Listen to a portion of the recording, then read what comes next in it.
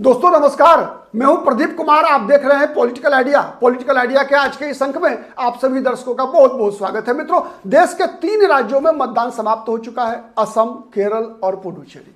अब पूरे देश की नजर लगी हुई है तमिलनाडु और पश्चिम बंगाल में। सबसे अधिक आकर्षण, सबसे अधिक उत्कंठा अगर देश के नागरिकों को है चुनाव परिणाम के संबंध में जानने की, तो वो है पश्चिम बंगाल। पश्चिम बंगाल में यह सवाल है कि क्या ममता बनर्जी चौका मारेंगी या इस बार पश्चिम बंगाल से ममता बनर्जी का खूंटा उखड़ेगा और ममता बनर्जी का खूंटा उखाड़ने का की जिम्मेवारी भारतीय जनता पार्टी का केंद्रीय नेतृत्व ने अब हेमंत बिस्व शर्मा को सौंपा है। अमित शाह ऑलरेडी कैंप कर रहे हैं पश्चिम बंगाल में। अमित शाह ने तो कह दिया कि अब मैं चुनाव तक पश्चिम बंगाल में ही रहूंगा और अमित शाह वहीं टिके हैं। चुनाव आयोग भी इस बार मुझे लगता है कि चुनाव आयोग ने भी शायद प्रतिज्ञा कर लिया है कि जिस प्रकार से 2005 में बिहार विधानसभा चुनाव हुआ था, जिस प्रकार से 2011 में पश्चिम बंगाल का विधानसभा चुनाव हुआ था फ्री एंड फेयर, भय मुक्त, वैसा ही भय मुक्त चुनाव कराने का बीड़ा जहां चुनाव आयोग ने उठाया है। 2500 से अधिक कंपनियां पारामिलिट्री फोर्सेज की पश्चिम बंगाल की धरती पर पहुंच चुकी है। मित्रों, पश्चिम बंगाल में इस बार का चुनाव ऐतिहासिक चुनाव होने वाला है। जैसे 2005 में बिहार विधानसभा चुनाव हुआ था, केजे राव जब वहां चुनाव आयोग के पर्यवेक्षक थे, जब 2011 में पश्चिम बंगाल में मतदान हुआ था, जब वाम मोर्चे के 34 वर्षों के शासनकाल को समाप्त करके ममता बनर्जी पश्चिम बंगाल की मुख्यमंत्री बनी थी।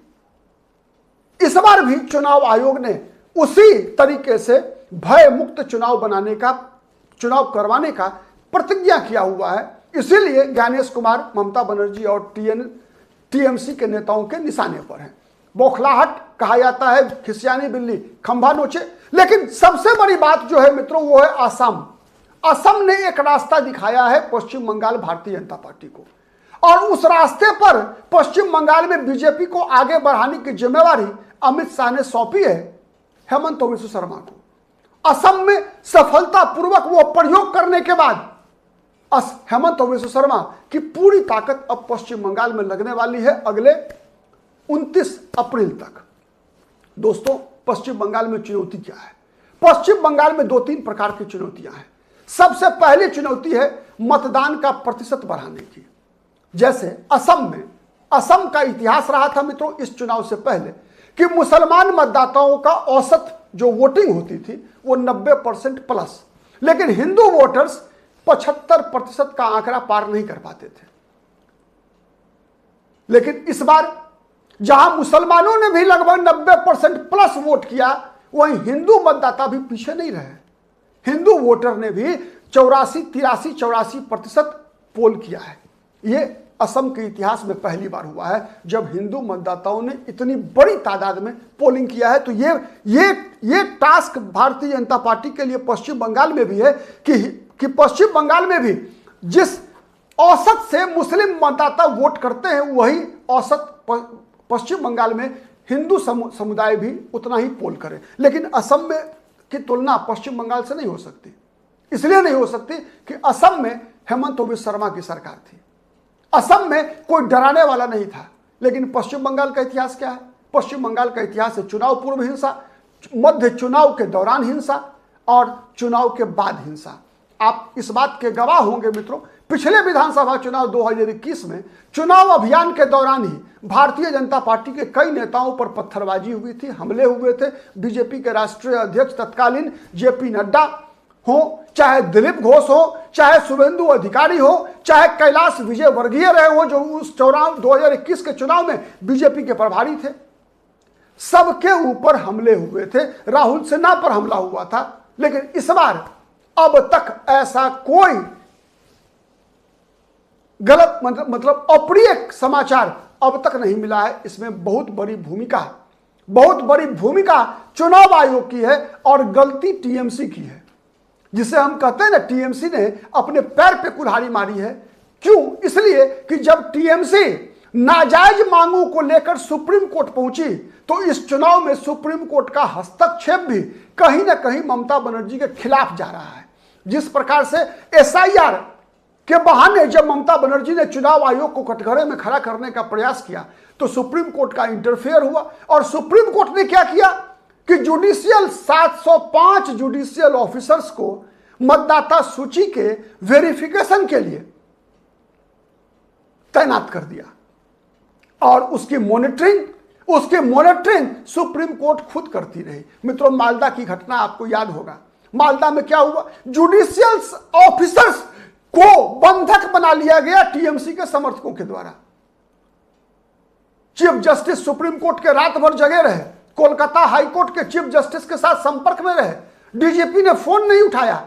सुप्रीम कोर्ट को भी समझ में आ गया कि पश्चिम बंगाल का चुनाव कैसे होता है और अब वही दाव ममता बनर्जी का चुनाव आयोग को सुप्रीम कोर्ट के कटघरे में खड़ा करने का, बदनाम करने का जो प्रयास था, वो प्रयास ममता बनर्जी पर उल्टा पड़ रहा है। चुनाव में सुप्रीम कोर्ट का हस्तक्षेप बढ़ता जा रहा है और इस कारण से पश्चिम बंगाल के मतदाताओं को आश्वस्त किया जा सकता है कि आप देख लीजिए, चुनाव पूर्व हिंसा बंद है, चुनाव के दौरान भी हिंसा नहीं होगी, इसकी गारंटी है 2500 कंपनी पारा मिलिट्री फोर्सेज का होना वहां। और मित्रों, अगर चुनाव पूर्व हिंसा नहीं हुई और चुनाव के दौरान हिंसा नहीं हुई तो याद रखिए, चुनाव बाद हिंसा करने की स्थिति में टीएमसी नहीं बचेगी, नहीं रहेगी टीएमसी उसके बाद, क्योंकि चुनाव बाद परिणाम आने के बाद सरकार बदल जाएगी। यदि चुनाव के दौरान और चुनाव पूर्व हिंसा करने में असफल रहे, मतदाताओं को डराने में असफल रही टीएमसी, तो फिर याद रखिए पश्चिम बंगाल के मतदाता इंतजार कर रहे हैं सबक सिखाने के लिए। जैसे वाम मोर्चा को 2011 में सबक सिखाया था, वही 2026 में ममता बनर्जी को सबक सिखाने को तैयार है और यही रणनीति को अमली जामा पहनाने के लिए, जमीन पर माइक्रो मैनेजमेंट के लिए हेमंत बिश्व शर्मा की भूमिका बनती है। मित्रों, सबसे पहली भूमिका यह बनती है कि हिंदू वोटर्स के अंदर हाई वोटिंग परसेंटेज के लिए उनको मोटिवेट किया जाए और इसके लिए कहीं ना कहीं भारतीय जनता पार्टी के कार्यकर्ताओं को, बूथ लेवल कार्यकर्ताओं को, बीजेपी के जो प्रवासी कार्यकर्ता हैं जो देश भर के अलग अलग क्षेत्रों से अलग अलग विधानसभा सीटों पर तैनात किए गए हैं, उनको टास्क हेमंत बिश्व शर्मा के नेतृत्व में जो एक टीम जो अब मॉनिटरिंग करेगी इस चुनाव की, उसके जिम्मे यह काम दिया गया है केवल वोटर मोबिलाइजेशन और वोटर के पास यह संदेश पहुंचाना कि आपके ऊपर कोई हिंसा नहीं होगा। उद्देश्य एकमात्र है जिससे कि वोटिंग अधिक से अधिक हो। क्यों? कारण समझिए आप मित्रों, 2016 के बाद एक भी चुनाव ऐसा नहीं हुआ, चाहे वो चुनाव विधानसभा का हो चाहे लोकसभा का हो, जब ममता बनर्जी को हिंदू वोटर में किसी भी समुदाय का 46% से ज्यादा वोट मिला हो। यहां तक कि दलितों का मात्र 32% वोट, आदिवासियों का 40% से कम, ओबीसी का 40% से कम। सबसे ज्यादा अगर हिंदुओं में अगर किसी का वोट मिला ममता बनर्जी को तो वो सवर्ण समाज, जिसे भद्रलोक कहा जाता है पश्चिम बंगाल में। अब उस भद्रलोक का भी ममता बनर्जी से मोह भंग हो गया है। इसीलिए इस चुनाव में अगर हिंदुओं का वोटिंग परसेंटेज ज्यादा होगा तो स्वाभाविक है भारतीय जनता पार्टी का प्रयास है कि इस चुनाव में कम से कम हिंदुओं का भी 80% पोल हो। और यदि 80% हिंदुओं ने पोल किया तो 70% का 80% आप जोड़ लीजिए, क्योंकि हिंदू आबादी का पिछला चुनाव का आंकड़ा है कि लगभग 54% से ज्यादा हिंदुओं ने बीजेपी के पक्ष में वोट किया। मित्रों, तो जो पोलिंग होगा उन 54% हिंदुओं ने पिछले विधानसभा चुनाव में जब हिंदू बीजेपी को पोल किया, तो आप याद रखिए कि पश्चिम बंगाल में 10% लग से ज्यादा मतदाताओं के नाम काटे गए हैं। ये वो नाम है मित्रों जिनके नाम पर फेक वोटिंग, बोगस वोटिंग हुआ करता था पश्चिम बंगाल में। एक बड़ी तादाद है इन वोटर्स की जिनका नाम कटा, उनके नाम पर वोट डाला जाता था, बोगस वोटिंग होती थी।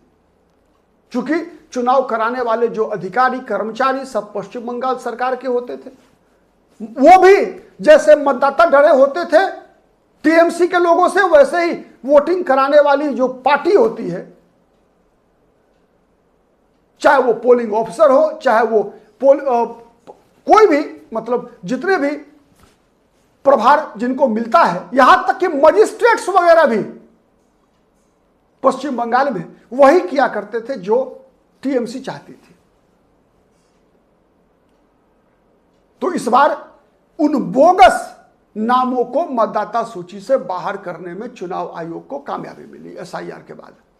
तो 10% वैसे ही घट गए। तो अगर ये 10% का आंकड़ा आप देख लीजिए, पिछले विधानसभा चुनाव में बीजेपी और टीएमसी के बीच जो डिफरेंस था कितना का था, 38% लगभग बीजेपी और 48% लगभग ममता बनर्जी। 9.8% का डिफरेंस था, 10% वोटर ऐसे चले गए। दूसरा, इस चुनाव के दौरान जो माहौल है पश्चिम बंगाल में, उस माहौल में पिछली बार की तुलना में हिंदुओं की कम से कम 10% अधिक वोट बीजेपी के पक्ष में जाएगा ही जाएगा। और ये 3-4 ऐसे फॉर्मूले हैं जिसके आधार पर जो संकेत निकल कर आते हैं, वही संकेत तो ममता बनर्जी को डराए हुए हैं। इसीलिए डेली प्रतिदिन आप देखिए अनाप शनाप बयानबाजियां हो रही है। अनाप शनाप क्या कि बीजेपी की सरकार बन गई तो पश्चिम बंगाल से बंगाली अस्मिता खत्म हो जाएगी। पश्चिम बंगाल में बीजेपी की सरकार बन गई तो बंगाल को बिहार में मिला दिया जाएगा। पश्चिम बंगाल में बीजेपी की सरकार बन गई तो मछली अंडा खाने पर रोक लगा दिया जाएगा। अब ऐसे ऐसे बचकानी बयान से आप अनुमान लगा सकते हैं मित्रों कि ममता बनर्जी की वास्तविक जमीनी हालत क्या है। भारतीय जनता पार्टी के लिए पश्चिम बंगाल में एकमात्र चुनौती है हिंदू वोटर्स को घर से बाहर निकालना। वैसे ही जैसे असम में हेमंत बिस्व शर्मा ने हिंदू वोटर्स को घर से निकालने में कामयाबी पाई। साथ ही हेमंत बिस्व शर्मा का एक और फॉर्मूला है कि भारतीय जनता पार्टी को असम की तरह ही 294 विधानसभा सीटों पर फोकस करने की आवश्यकता नहीं है। 50 विधानसभा सीटें ऐसी हैं जहां भारतीय जनता पार्टी के उम्मीदवार का जीतना ही असंभव है।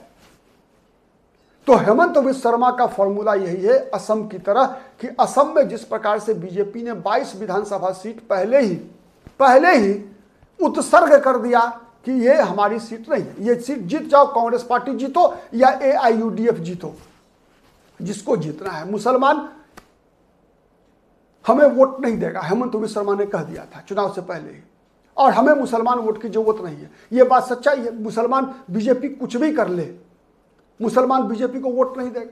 तो फिर वो जो 50 विधानसभा सीटें ऐसी हैं जहां पर कि कोई जीतेगा, मुस्लिम उम्मीदवार ही जीतेगा, जहां भारतीय जनता पार्टी प्रतीकात्मक चुनाव लड़ रही है, जब तक त्रिकोणात्मक संघर्ष नहीं होगा, कांटे की त्रिकोणात्मक संघर्ष नहीं होगा, भारतीय जनता पार्टी के उम्मीदवार चुनाव जीत ही नहीं सकते।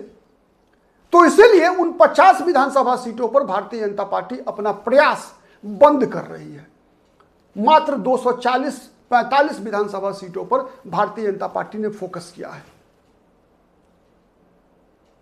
अब हेमंत बिस्व शर्मा का यह फॉर्मूला, भारतीय जनता पार्टी की रणनीति कितनी कामयाब होती है, इसका फाइनल फिगर तो 4 मई को मिलेगा। आप क्या सोचते हैं, कमेंट करके बताइएगा। वीडियो पसंद आता है लाइक कीजिए, शेयर कीजिए, जिससे कि अधिक से अधिक लोगों तक हमारी बातें पहुंच सके। अब तक यदि पॉलिटिकल आइडिया को सब्सक्राइब नहीं किया है तो प्लीज सब्सक्राइब कीजिए। आज के लिए इतना ही, फिर मुलाकात होगी किसी अन्य मुद्दे पर। तब तक के लिए नमस्कार।